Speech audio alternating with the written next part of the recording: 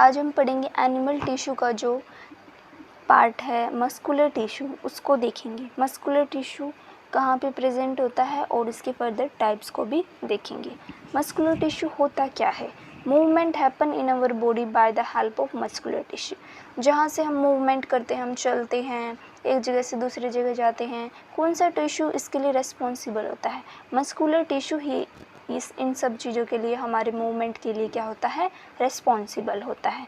ये क्या करता है? कॉन्ट्रैक्शन करता है, रिलैक्सेशन करता है। जो हमारे जैसे मैं जो हमारा ये हैंड है, इसकी मूवमेंट भी ऐसी हो रही है, एक बार रिलैक्स कर रहा है, एक बार कॉन्ट्रैक्ट कर रहा है, रिलैक्स कॉन्ट्रैक्ट।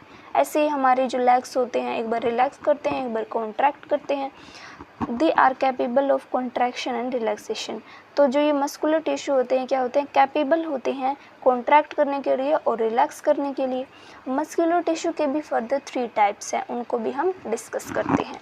फर्स्ट है हमारा स्ट्रैटिड मसल, सेकंड है smooth and third one is cardiac muscle.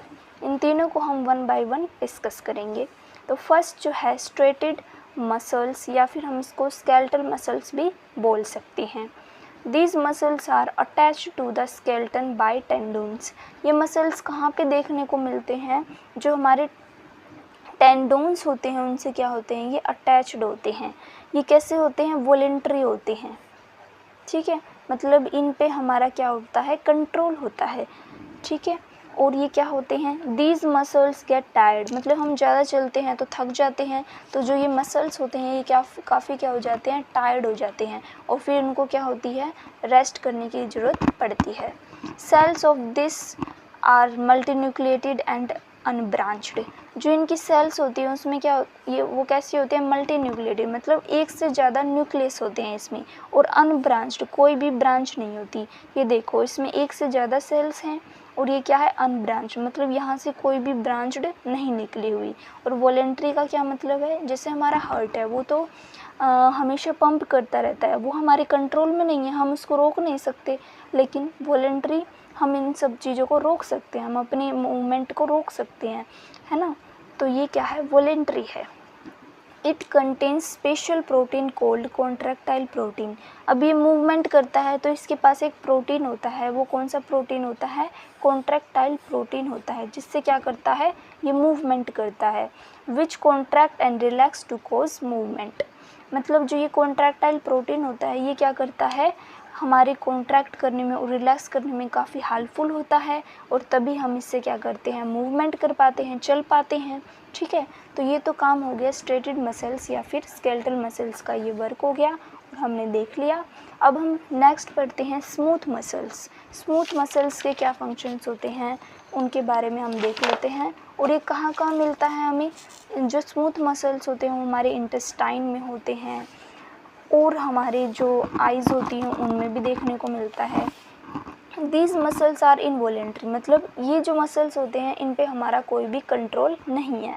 Uninucleated का मतलब क्या है? इसमें एक ही न्यूक्लियस होता है और स्पिंडल शेप के होते हैं। स्पिंडल शेप कैसे होते हैं? बीच में से तो मोटे होते हैं और साइड में से क्या होते हैं? पतले होते हैं। जैसे ये हमारा स्टमक है और इसकी हमने एक सेल को निकाल लिया, इसकी हमने टिश्यूज़ को जब निकाला, जो ये मसल है देखो इसमें क्या है? ये स्मूथ मसल है। ये स्मूथ मसल हमारे जो स्टमक है उसकी वॉल्स में देखने को मिलता है, ठीक है। और ये इसका स्ट्रक्चर कैसा होता है? कुछ ऐसा स्पिंडल शेप का होता है, बीच में से मोटा होता है और साइड में से क्या होता है? काफ़ी थिन होता है, ठीक है। जब हमने इसकी सेल को निकाला तो देखा इसमें एक ही न्यूक्लियस होता है, यूनिन्यूक्लिएट होता है और स्पिंडल शेप्ड का होता है। These are found in the walls of stomach, देखो लिख रखा है स्टमक की वॉल में मिलता है, ये इंटेस्टाइन में मिलता है, हमारे स्मॉल इंटेस्टाइन में। और ब्रोंकाई, जो हमारी लंग्स होती है उसमें ब्रोंकाई जैसा एक स्ट्रक्चर होता है, वहाँ पे मिलता है ये। और आइरिस ऑफ आई, जो हमारी आँखों में आइरिस होती है वहाँ पे भी देखने को मिलता है ये। और जो थर्ड पार्ट है इसका, कार्डियक मसल्स। कार्डियक मसल्स के क्या फंक्शन होते हैं? ये भी कैसे होते हैं? इनवॉलेंट्री ही होते हैं। ये हमारी हार्ट में देखने को मिलता है, हार्ट की जो वॉल्स होती हैं उसमें। इनवॉलेंट्री का क्या मतलब है, हम इसको रोक नहीं सकते, हम अपनी मर्ज़ी से इसको कह नहीं सकते चल तू रुक जा, तू अब आराम कर ले, तू, हम ऐसा कुछ नहीं कर सकते, हमारे ये कंट्रोल में नहीं होता, इसलिए हम ये क्या है इनवॉलेंट्री मसल्स होते हैं। Only found in the walls of heart, जो हमारी हार्ट होती है, जो हमारा दिल होता है, उसकी जो दीवारें होती हैं वहाँ पे देखने को ये मिलता है। दीज आर यूनिन्यूक्लिएटेड, इसमें भी सिर्फ एक ही न्यूक्लियस होता है, जो इसकी एक सेल है उसमें सिर्फ एक न्यूक्लियस है। अब यहाँ से इसकी दूसरी सेल हो गई, इसमें एक ही न्यूक्लियस है, ठीक है। ये जो इसकी एक सेल है पूरी, इसमें एक ही न्यूक्लियस है, तो ये क्या होता है यूनिन्यूक्लिएट होता है। ये हार्ट की जो वॉल के अंदर ये मसल्स मिलती हैं, ठीक है। यूनिन्यूक्लिएट होती हैं और ब्रांच्ड होती हैं। ब्रांच्ड होती हैं, देखो एक ब्रांच यहाँ से ऐसे डिवाइड हो रही है, तो ये इसकी क्या होगी ब्रांच हो गई। In these muscles rhythmic contraction and relaxation occurs through out the life, मतलब हमारी जो पूरी लाइफ चलती रहती है उसमें क्या होता है, एक बार कॉन्ट्रैक्ट करता है और एक बार रिलैक्स करता रहता है।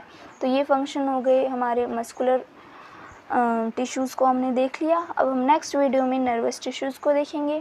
Thank you and take care.